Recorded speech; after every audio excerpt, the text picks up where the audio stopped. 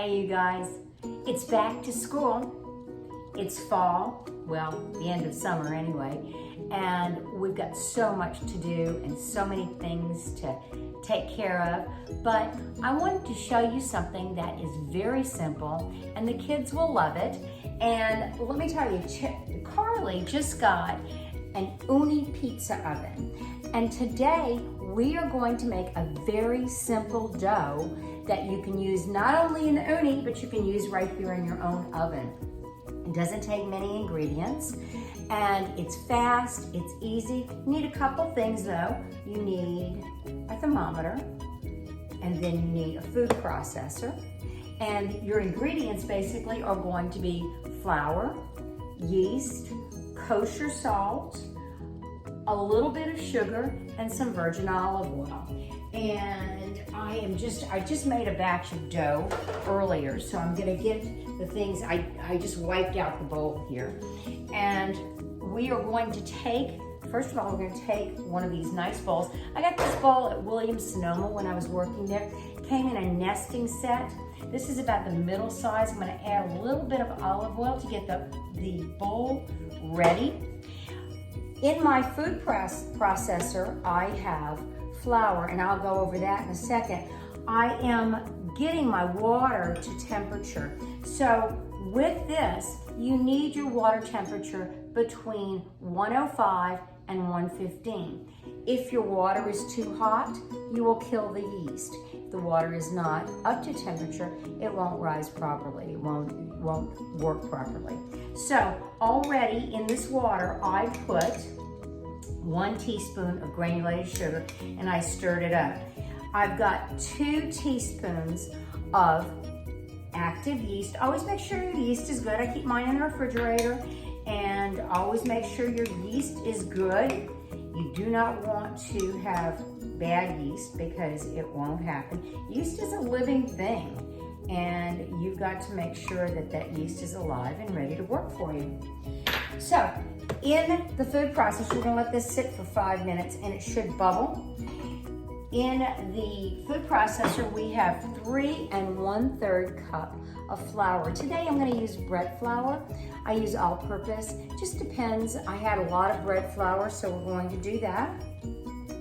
I also put Morton kosher salt, and that's very, very good. I also put olive oil in here, about 2 teaspoons.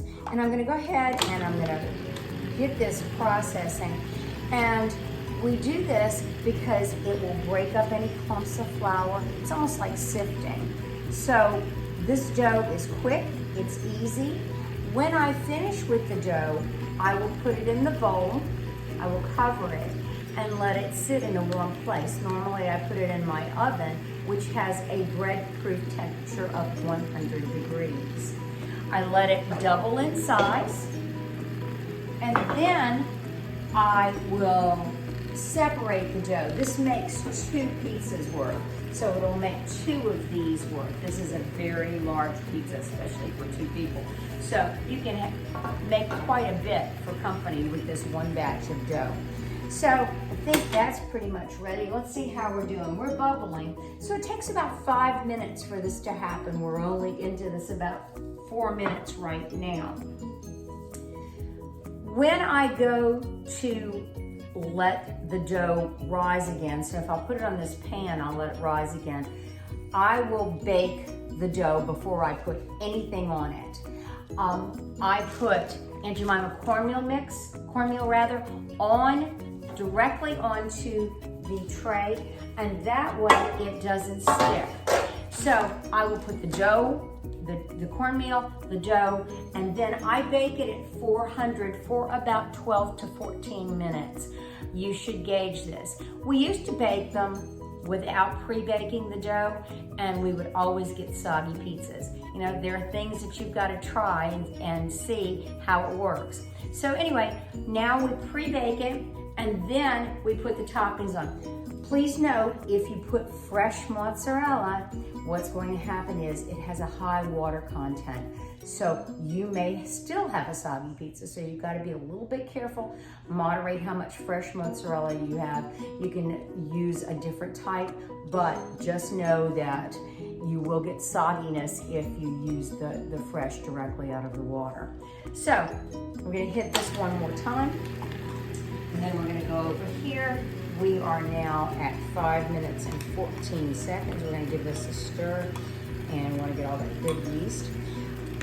There is 1 1/4 cups of water. As I said, between 105 and 115. 2 teaspoons of yeast, 1 teaspoon of granulated sugar. Now I'm going to slowly pour it into the feeder tube. There we go. Let that mix up a little bit. Go again. This is the simplest pizza dough recipe I have ever used. I've made all kinds. I've made it from bread dough. I've done all kinds of things. And I find this is the simplest and most consistent. I can also use this to make focaccia, which I do. And you can use it for other things too. Experiment with it. It's a good little dough. And it's easy.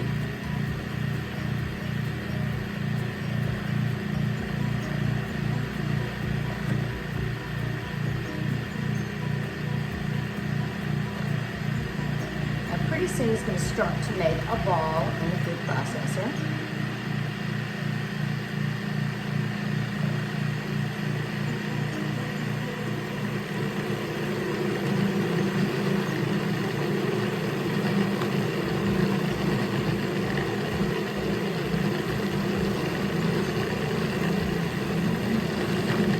Okay, so you can see that was pretty quick. You're almost there. Let it go around a couple times. There, beautiful. Now I'm going to stop this. Open the food processor up. Now, if you noticed, I used the blade, and the blade just makes it so much simpler. So that's the one you should use when you're making this dough. So you're going to take this out, and you're going to knead it just a little bit, not much, because the food processor did most of your work for you. So I fold and fold.